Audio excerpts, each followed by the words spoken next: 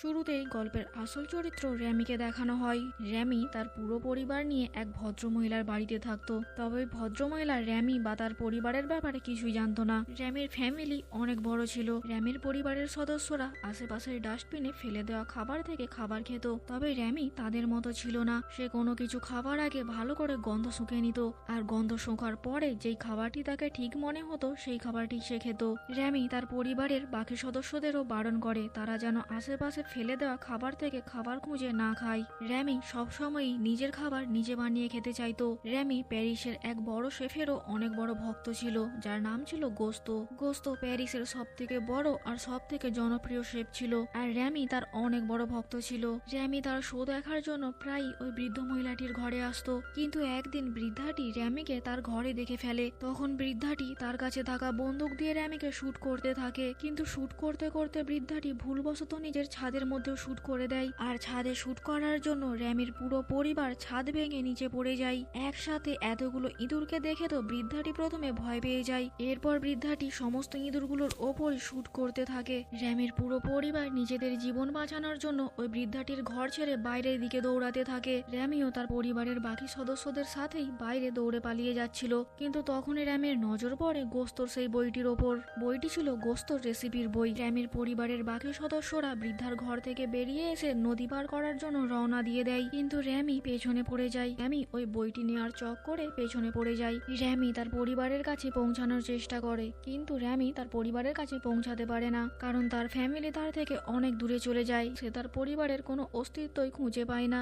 Rummy অনেক উদাস হয়ে যায়, আর এরপর সে ওই বইটি খুলে পড়তে শুরু করে। বইটি পড়তে পড়তে র্যামি ওই বইয়ের মধ্যে গোস্তর একটি ছবি দেখে। এখানে র্যামি গোস্তকে ইমাজিন করতে থাকে। র্যামি ইমাজিন করে বইয়ের ওই ছবিটা তাকে অনেক মোটিভেট করছে। র্যামি অনেক এক্সাইটেড হয়ে যায়। র্যামি নিজের ইমাজিনেশনের মধ্যে চলতে থাকে, মানে গোস্তর ওই মোটিভেশনাল স্পিচ র্যামিকে সত্যিই অনেক মোটিভেট করে। এরপর র্যামি তার যাত্রা শুরু করে। র্যামি সেই জায়গায় চলে আসে যেখানে গোস্তর সব থেকে বড় আর সব থেকে ভালো রেস্টুরেন্ট ছিল।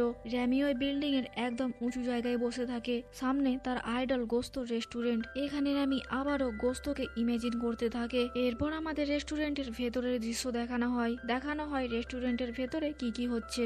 রেস্টুরেন্টের সমস্ত স্টাফেরা নিজেদের কাজ করছে। তখনই সেখানে একটি রোগা মতো ছেলে আসে। ছেলেটির হাতে কিছু একটা ডকুমেন্ট ছিল। ছেলেটি ওই ডকুমেন্ট গুলো নিয়ে রেস্টুরেন্টের যে হেড তাকে দেখায়। ছেলেটি এখানে একটি জবের জন্য এসেছিল।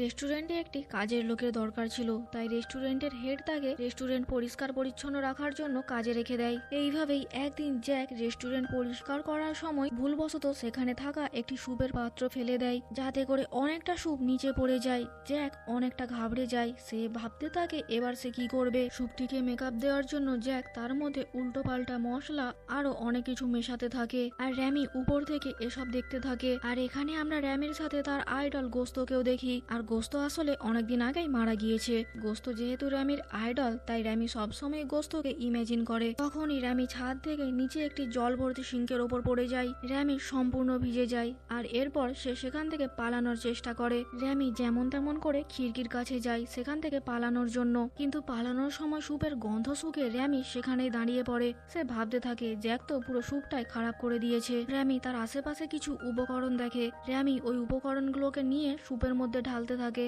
আর এসব করার সময় জ্যাক র্যামিকে দেখে নেয়। তখন জ্যাক র্যামিকে ধরার চেষ্টা করে, আর র্যামিকে ধরার সময় রেস্টুরেন্টের হেড সেখানে চলে আসে। জ্যাকের হাতে চামচ দেখে রেস্টুরেন্টের হেড ভাবে হয়তো সে স্যুপ বানাচ্ছিল, যেই কারণে রেস্টুরেন্টের হেড জ্যাকের ওপর অনেক রেগে যায়, কারণ জ্যাক কোনো শেফ ছিল না। রেস্টুরেন্টের হেড জ্যাককে বকাবকি করছিল। তখন রেস্টুরেন্টের একজন ওয়েটার এসে ওইখান থেকে স্যুপ তুলে নিয়ে বাইরে কাস্টমারদের সার্ভ করতে চলে যায়।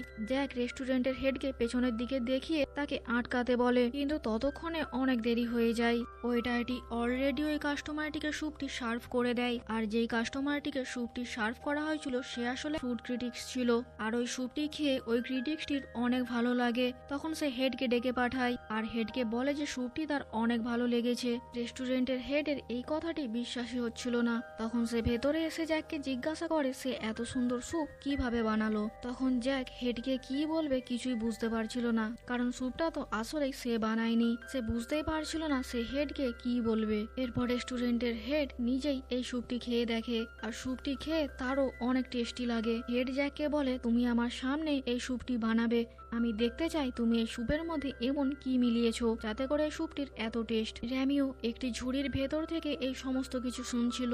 র্যামি তার নিজের জীবন বাঁচানোর জন্য সেখান থেকে বেরিয়ে পালাতে শুরু করে, কিন্তু তখন রেস্টুরেন্টের হেড র্যামিকে দেখে নেয় আর জ্যাককে বলে ইঁদুরটিকে ধরে বাইরে ফেলে দেওয়ার জন্য। তখন জ্যাক একটি জারে করে ইঁদুরটিকে ধরে বাইরে নিয়ে আসে, তবে বাইরে নিয়ে এসে জ্যাক র্যামিকে ফেলে দেয় না, কারণ র্যামি যখন স্যুপ বানাচ্ছিল জ্যাক তাকে স্যুপ বানাতে দেখেছিল, যেই কারণে জ্যাক র্যামির সাথে কথা বলতে শুরু করে।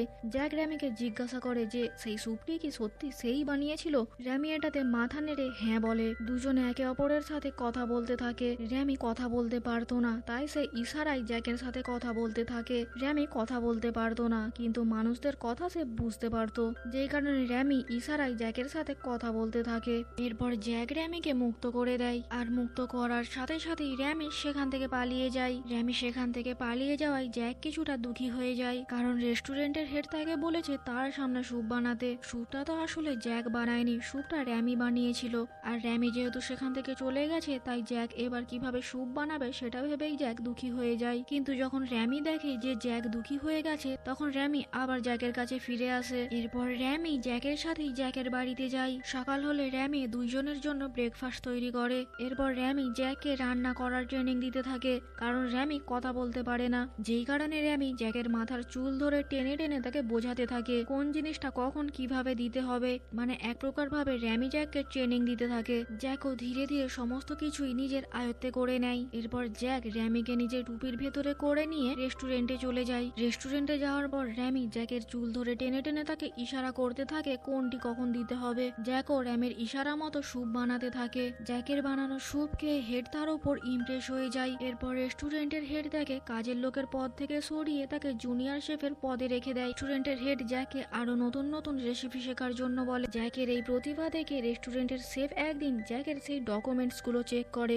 এখানে জ্যাকের ডকুমেন্ট গুলো দেখে রেস্টুরেন্টের হেডের চোখ বড় বড় হয়ে যায়, কারণ জ্যাক আর অন্য কেউ ছিল না, জ্যাক ছিল গোস্তর ছেলে। হেডের এটা বিশ্বাসই হচ্ছিল না। এরপর রেস্টুরেন্টের হেড একটি লোকের সাথে দেখা করে। হেড ওই লোকটিকে বলে গোস্তর ডিএনএ এর সাথে জ্যাকের ডিএনএ ম্যাচ হয় কিনা সেটা চেক করতে। এরপর জ্যাক আর তার সাথে থাকা মহিলা শেফটি দুজনে মিলে নতুন কিছু রেসিপি বানাতে থাকে। এখানে র্যামি আবারও জ্যাককে কন্ট্রোল করতে থাকে। জ্যাকও র্যামির ট্রেনিং মতনই ডিশ বানাতে থাকে। তো অবশেষে দুইজনে মিলে নতুন এক ধরনের ডিশ তৈরি করে, আর বরাবরের মতো এই ডিশটিও তাদের রেস্টুরেন্টের কাস্টমারদের অনেক পছন্দ হয়, যেই কারণে ধীরে ধীরে ওই ডিশটির ডিমান্ড বেড়ে যায়। একদিন র্যামি যখন রেস্টুরেন্টের বাইরে দিয়ে যেতে থাকে, তখনই সে সেখানে কিছুর একটা ছায়া দেখে, আর দেখে র্যামি ভয় পেয়ে যায়। সেটা অন্য কেউ না, র্যামির নিজের ভাই ছিল। মানে র্যামির পরিবারের সদস্যরা সেইখানেই আশেপাশেই কোথাও একটা ছিল।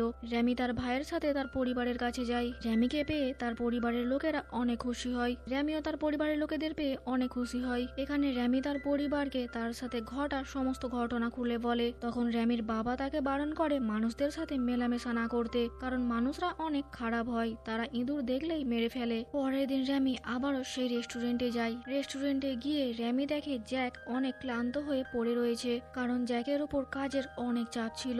র্যামি জ্যাককে ওঠানোর চেষ্টা করে, কিন্তু সে এতটাই ক্লান্ত ছিল যে সে র্যামির কোনো ডাকে সাড়া দিতে পারে না। এরপর আমাদের অনেক বড় আর অনেক ফেমাস একজন ক্রিটিক্সকে দেখানো হয়, যে সাধারণত অনেক বড় বড় 5 স্টার আর 7 স্টার হোটেলগুলোকে রেটিং দিত। ক্রিটিক্সটি একবার গোস্ত রেস্টুরেন্টকেও রেটিং দিয়েছিল, তবে অনেক খারাপ রেটিং দিয়েছিল, যেটা শুনে গোস্তর হার্ট অ্যাটাক হয়ে যায় আর গোস্ত মারা যায়। বর্তমানে ক্রিটিক্সটি একদিন যখন শোনে যে গোস্ত রেস্টুরেন্টের খাবারের সবাই অনেক প্রশংসা করছে, তখন ওই ক্রিটিক্সটির অনেক রাগ হয়। এরপর রেস্টুরেন্টের কিচেনে জ্যাক আর লেডি শেফটি যখন একদিন কথা বলছিল, তাদের দেখে র্যামির অনেক খারাপ লাগে, কারণ জ্যাক এখন আর র্যামির সাথে কথা বলতো না, সে সবসময় ওই লেডি শেফের সাথেই কথা বলতো। তখন র্যামির তার বাবার কথা মনে পড়ে। তার বাবা তাকে বলেছিল যে মানুষেরা খুবই স্বার্থপর হয়। জ্যাকের ব্যবহারে র্যামি অনেক দুঃখ পায়, আর এরপর সে তার ফ্যামিলির কাছে ফিরে যায়। কিন্তু ফ্যামিলির কাছে ফিরে যাওয়ার আগে র্যামি ঠিক করে সেই রেস্টুরেন্ট থেকে কিছু খাবার তার ফ্যামিলির জন্য নিয়ে যাবে। কিন্তু রেস্টুরেন্টের কিচেনে যাওয়ার সময় র্যামি দেখে রেস্টুরেন্টের কিচেনের দরজায় চাবি দেওয়া রয়েছে,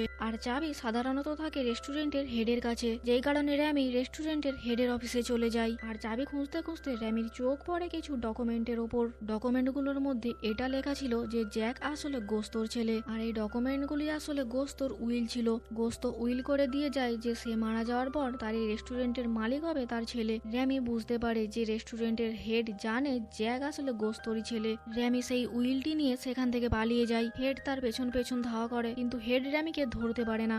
র্যামি সেই উইলটি নিয়ে জ্যাককে দিয়ে দেয়, আর সেখানে তখন হেডও পৌঁছে যায়। এরপর থেকেই জ্যাকের ভাগ্য বদলে যায়, কারণ এখন সম্পূর্ণ রেস্টুরেন্টটাই জ্যাকের ছিল। এরপর জ্যাক প্রথমেই সেই হেডকে রেস্টুরেন্ট থেকে বাইরে বার করে দেয়। জ্যাকের রেস্টুরেন্ট আরো ভালোভাবে চলতে থাকে, কারণ এখন সবাই জেনে গিয়েছে যে জ্যাক আসলে গোস্তর ছেলে। এরপর একদিন জ্যাকের রেস্টুরেন্টে সেই খারাপ ক্রিটিক্সটা আসে, আর এসে জ্যাককে বলে যে সে পরের সপ্তাহে তাদের রেস্টুরেন্টে আসবে আর তাদের রেস্টুরেন্টকে রেটিং দেবে। জ্যাক র্যামিকে বলে যে সে এখন অনেক কিছু শিখে গিয়েছে, তাই র্যামির আর তার কোনো দরকার নেই। এই বলে জ্যাক র্যামিকে তার রেস্টুরেন্ট থেকে তাড়িয়ে দেয়। র্যামি অনেক দুঃখ পায়, আর সাথে একটু রাগও হয়। রাগের বশে র্যামি তার পুরো পরিবারকে জ্যাকের রেস্টুরেন্টের কিচেনে নিয়ে আসে, আর সবাই মিলে রেস্টুরেন্ট থেকে খাবার চুরি করতে থাকে। কিন্তু জ্যাক র্যামিকে দেখে নেয় আর তাকে বন্দি করে ফেলে। এরপর সেই ক্রিটিক্সটি জ্যাকের রেস্টুরেন্টে আসে। ক্রিটিক্স জ্যাককে জানায় সে স্পেশাল কিছু একটা খেতে চায়, যেটা এর আগে কেউ কখনো বানায়নি। এটা শুনে তো জ্যাক এবার একটু ভয় পেয়ে যায়, কারণ সে নতুন কিছু বানাতে পারতো না। এদিকে র্যামিও খাঁচার মধ্যে উদাস হয়ে বসে থাকে। তখন সেখানে র্যামির ফ্যামিলি চলে আসে আর খাঁচা খুলে র্যামিকে মুক্ত করে দেয়। কিন্তু যখন র্যামি লক্ষ্য করে যে জ্যাক এখন অনেক কঠিন পরিস্থিতির মধ্যে রয়েছে, তখন র্যামি তাকে সাহায্য করার পরিকল্পনা করে, কারণ র্যামি জানে জ্যাক নতুন কিছু বানাতেই পারবে না। র্যামি জ্যাককে সাহায্য করার জন্য রেস্টুরেন্টের কিচেনে চলে যায়। র্যামিকে দেখে সেখানকার বাকি স্টাফেরা তাকে মারার চেষ্টা করে, কিন্তু সঠিক সময়ে সেখানে জ্যাক এসে র্যামিকে বাঁচিয়ে নেয়। এখানে জ্যাক তার স্টাফদের সমস্ত সত্যি কথা বলে দেয় যে জ্যাক আজ যেই জায়গায় রয়েছে তার জন্য এই র্যামিরই হাত রয়েছে। তাকে যা কিছু শিখিয়েছে এই র্যামি শিখিয়েছে। সেখানকার স্টাফ জ্যাকের ওপর অনেক রেগে যায়, কারণ এতদিন ধরে জ্যাক তাদের মিথ্যে বলে তাদের ইঁদুরের হাতের খাবার খাওয়াচ্ছিল। তখন সেখানে র্যামির পুরো পরিবার চলে আসে, আর তারা সবাই মিলে ঠিক করে যে তারা সবাই মিলে জ্যাককে সাহায্য করবে। কিন্তু দুর্ভাগ্যবশত তখনই সেখানে হেলথ মিনিস্টার চলে আসে, আর কিচেনে এতগুলি ইঁদুর দেখে স্বাভাবিকভাবেই সে রেস্টুরেন্টকে খারাপ রেটিং দেবে। এরপর ডিশ তৈরি করা হয় আর ওই ক্রিটিক্সকে সার্ভ করা হয়। ডিশটি প্রথমবার খেয়ে ক্রিটিক্স তার চোখ বন্ধ করে নেয়। ক্রিটিক্সটি আজ পর্যন্ত এত সুস্বাদু খাবার কখনো খায়নি। তার ছোটবেলাকার কথা মনে পড়ে যায়, যখন তার মা তার জন্য এই ডিশটি বানাতো। মানে ওই ক্রিটিক্সের ওই ডিশটি খুবই পছন্দ হয়। তখন ওই ক্রিটিক্সটি জ্যাককে বলে সেই শেফটিকে দেখানোর জন্য যে এই ডিশটি বানিয়েছে। তখন জ্যাক আর ওই লেডি শেফটি দুজনে মিলে র্যামিকে সেখানে নিয়ে আসে। র্যামিকে দেখে ক্রিটিক্সটি অনেক অবাক হয়ে যায়। পরের দিন নিউজ পেপারে আমরা দেখি ওই ক্রিটিক্সটি জ্যাকের রেস্টুরেন্টকে অনেক ভালো রেটিং দিয়েছে, কিন্তু অন্যদিকে আমরা দেখি ওই হেলথ মিনিস্টারটি এই রেস্টুরেন্টটিকে বন্ধ করে দেয়, কারণ রেস্টুরেন্টে অনেক ইঁদুর ছিল। আর এই রেস্টুরেন্টটা বন্ধ করে দেওয়ার পর জ্যাক অন্য আরেকটি রেস্টুরেন্ট খোলে, কিন্তু সেই রেস্টুরেন্টেও শেফ হিসেবে জ্যাক র্যামিকেই রাখে। জ্যাকের সাথে সেই লেডি শেফটিও ছিল, আর ওই ক্রিটিক্সটি মাঝে মধ্যেই সেখানে খাবার খেতে আসতো। তো দেখতে দেখতে এই রেস্টুরেন্টটি ভালোই চলছিল, আর এই মুভিটি এখানেই শেষ হয়ে যায়।